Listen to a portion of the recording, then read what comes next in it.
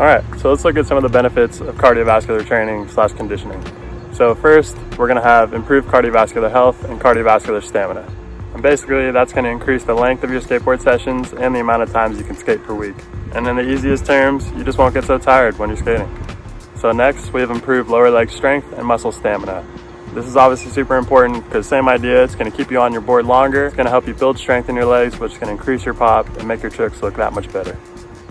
Next, it'll improve your VO2 max, which isn't the most important thing for skaters, but pretend you're going as hard as you possibly can for, let's say, 45 minutes and you're trying to get one trick and your heart rate is getting up to the highest it possibly get to and you're consuming as much oxygen as you can. Basically, it's just gonna keep you in better shape during those situations. Another one is improved exercise economy, which basically means the style of how you exercise. So if we're talking about a runner, it's how well do they look when they're running, you know? And for skateboarders, style is super important. So basically, you're gonna be able to control your body just a little bit better, which can increase, let's say, your skating economy. So before it gets too hot, I'm gonna get a little session in and we will continue this conversation right after.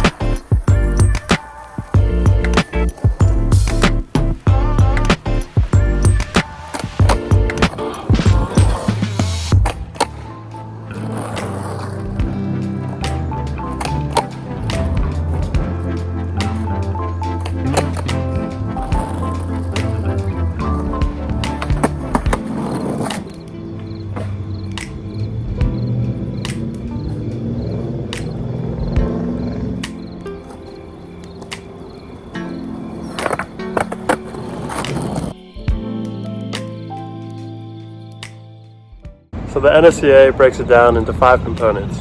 First, we have long, slow distance running, and that's meant to roughly last about 30 to 60 minutes at about 70% of your VO2 max. And basically, it'll just be long, slow distance running, rowing, swimming, anything like that. For number 2, we have our pace tempo running. This is gonna last about 20 to 30 minutes, and it's intended to be just about like race-like pace or competition level. Next, we have interval running. This consists of work bouts that last about 3 to 5 minutes in a workout that lasts about 30 minutes. During the work bouts, you're basically going close to your VO2 max, which means you're going as hard as you possibly can, and it's gonna basically just get you in shape for the competition. Number 4 is HIIT training. I'm sure you guys all have heard of this, and basically the workout's gonna resemble like a circuit, and it's gonna keep you just at your VO2 max and possibly even above. So you're gonna be working really hard, and for this one, you're gonna gain a lot of stamina, and you can actually gain strength and power and a lot of other things if you're gonna perform HIIT training. And last, number 5, we have fartlek training, which is basically long distance running with sprints mixed in, and it's gonna last about 20 to 60 minutes. So before we get into how often you're gonna train and what it looks like, we're gonna say goodbye to my little friend. And we're gonna say hello to LD.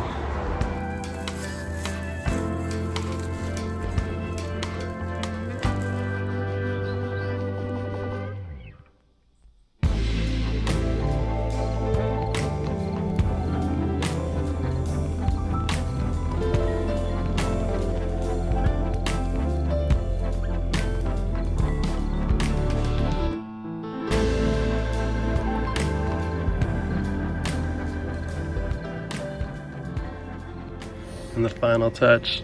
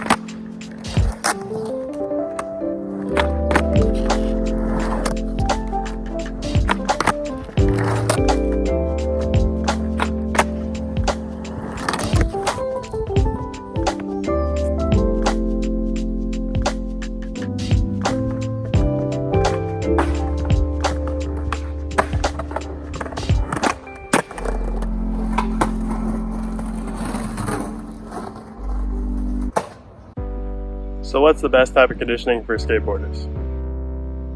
So number 1 out of 2, we got long, slow distance running, which is once again going to improve your cardiovascular stamina, your muscle stamina, and your skate economy. So depending on your goals, the progression of your aerobic training program is going to depend on increasing the frequency, intensity, and duration of the exercises. So regardless of your goals and kind of where you're at in your season, everyone's going to start out with about 1 to 2 long distance runs per week. That's going to last anywhere between 30 minutes to 2 hours, and that's really where your fitness level comes in, at about 70% of your intensity. So we're going to call that the target heart rate. So you may be wondering, where do I even start? And really, that's just going to depend on your fitness level. So if you haven't been running at all for a while and you haven't been used to conditioning training, just go out for a run, give yourself like a 2-week test period, and just see what it feels like. See what it feels like to actually get to 30 minutes and at about 70% of whatever that means to you. Start with just that feel process of those 2 weeks, and then we can put a specific number on where you should start. So this is what I did during that 1 week buffer to kind of just gauge where I was at.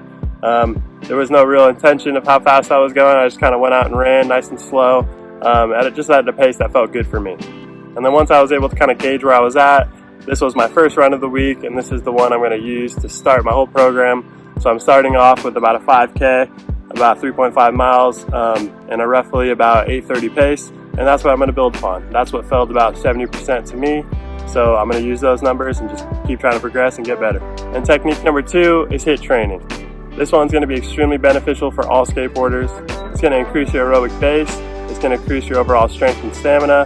And it's going to allow you to just dig deeper in those times where you feel fatigued. Is that the rest periods for HIIT training are extremely important. If the rest is too short, you won't be able to put out quality effort and you could be at risk for injury.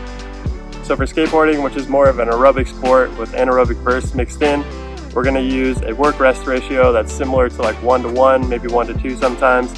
So today we're going to start with about 2 minutes and 30 seconds of work with about 2 minutes of rest in between. So this workout's going to last about 15 minutes total. Use it as a template, just copy it, doesn't really matter. Just get outside, do some HIIT training, and feel the benefits when you go skate.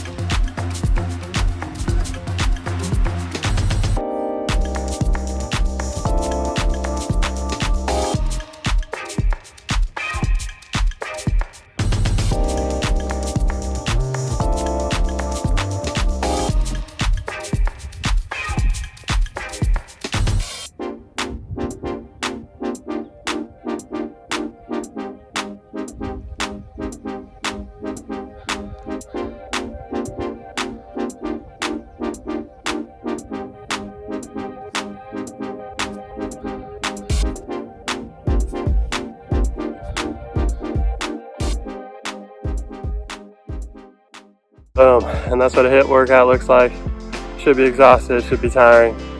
Man, your heart rate gets up super high, and that's what I'm talking about. It's those times when you feel tired, you're gonna be able to push through, still be able to produce power and strength when you're fatigued. Oh my God. Okay, so how often should you perform conditioning training?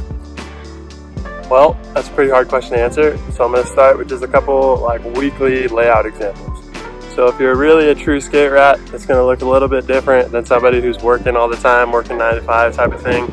But the main idea, you're going to get about 1 to 2 long distance slow runs with 1 HIIT workout in there, We'll show you how you can incorporate some strength training and all that stuff later, but mixed in with your skating and rest periods. So feel free to use one of these templates exactly, or just kind of create your own. Just make sure you're accounting for some rest in there, at least one full day, hopefully two, and in a mixture of HIIT workouts with some long, slow distance runs. If you're really new to running and you feel like this is kind of a dumb time to pick it up now, you may be kind of older, trust me, it's not. With periodization and some patience, you can make a lot of gains, especially in your cardiovascular health, your long-term health, your skating, your strength, all that good stuff. So long video short, all of this just depends on what your goals are and kind of where you're at within your season. If you don't have one and you just want to get more fit, just come on with me. We're going to progress and become better skateboarders. So starting now, I'm going to start a conditioning for skateboarders series, and this is episode 1. With this whole corona pandemic bullshit, I've been kind of low on motivation and just been kind of chilling too hard, you know? So really, I just want to get back to a strict regimen of working out, training, running, all that good stuff. So you guys are going to hold me accountable. Every week or two, I'll post progress of how my periodization is going, and kind of how yours should look too. Please use this as a tool to show that it can be done. Right now, I'm at 195 pounds. I haven't ran seriously in a strict program for probably over 3 years. So I'm quite out of shape, as y'all can tell. I've just been spending a lot of time, too much time in the gym. So let's get to the conditioning program, and it can be done, people. Let's get after it. Oh man, it's hot. All right, I gotta go back to do some schoolwork. I've been procrastinating so damn hard. So thanks for watching the video, guys. I always appreciate it. Let's get better at skateboarding. Let's get better at conditioning. Let's do this. See you guys later on Skate Athletics. Woo!